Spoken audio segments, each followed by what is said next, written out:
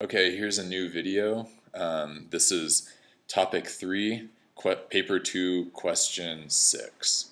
Um, and I started partway through this question. This question is about a piece of copper that is heated in a flame until it reaches thermal equilibrium.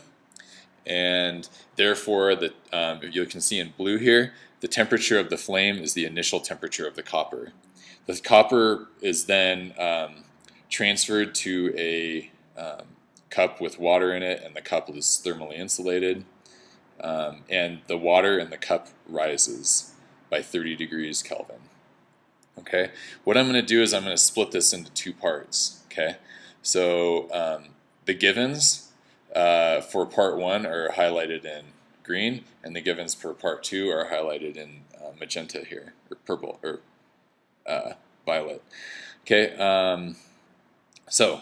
what we're doing here is, as I add that copper to the water, the thermal energy, or Q, into the water is equal to the Q out of the copper. All right? So I have to figure out how much energy was added to the water. When the water and the copper reach the same temperature, they're at thermal equilibrium, and the Q in is equal to the Q out. All right?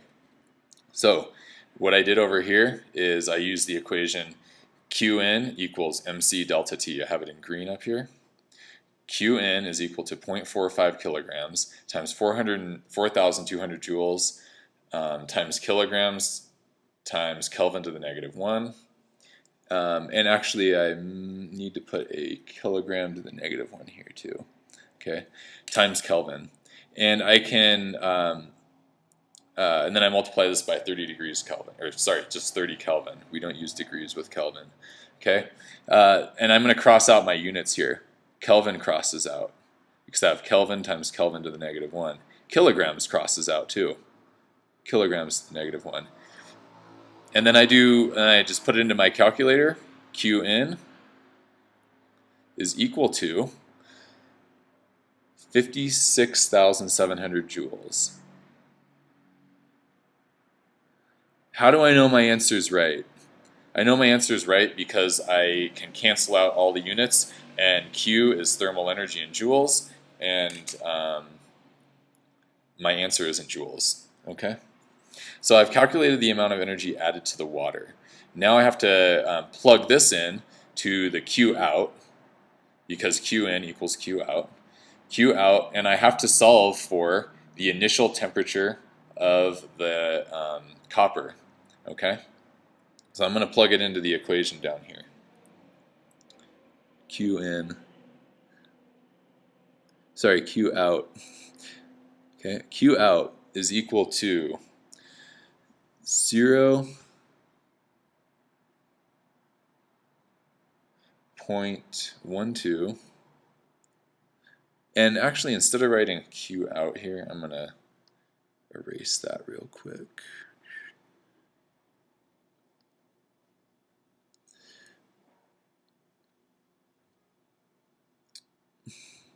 I'm going to, instead of writing the Q out, I'm just going to write the number.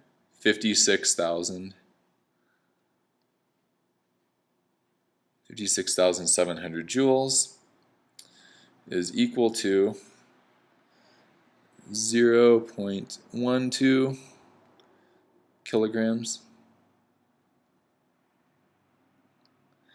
times 390, this is the specific heat capacity of copper, times 390 joules times kilogram to the -1 times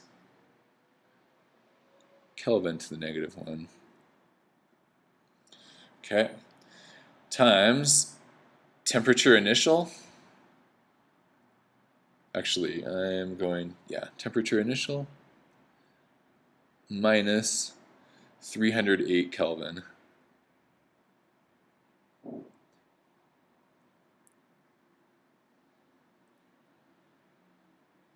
How do I know the final temperature of the copper? It's listed right here.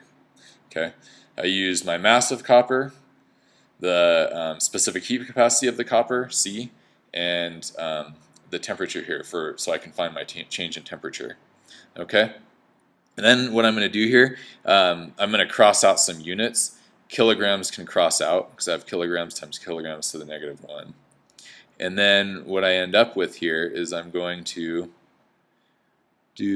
divide both sides by 0.12 times 39 joules times Kelvin to the -1. And that answer doesn't really make sense, but it will in a second. Okay, divide both sides by that.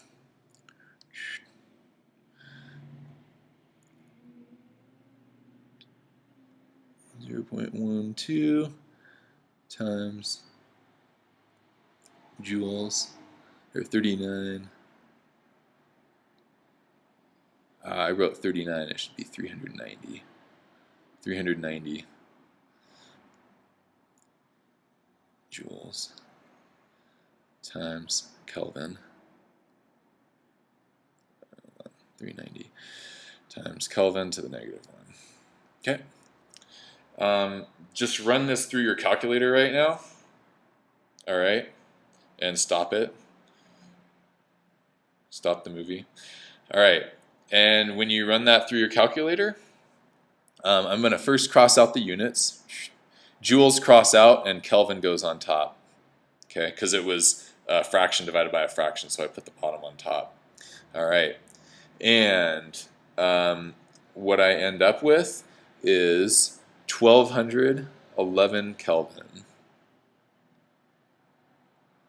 Kelvin is equal to T initial, minus 308 Kelvin. Sorry, it's kind of sloppy. Okay, and now you just add 308 to both sides. And when you do that, you should get 1519. Okay, or 1520 is acceptable too. 1519, 1520 degrees Kelvin. I said degrees, I meant just Kelvin.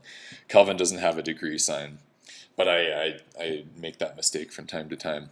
Okay, so the temperature of the flame is 1519. I'm going to do this last one real quick. Explain whether the temperature of the flame is likely to be greater or less than your answer to B1. Okay. It's probably going to be less than B1 because energy is lost when we move the copper wire from the flame to the cup.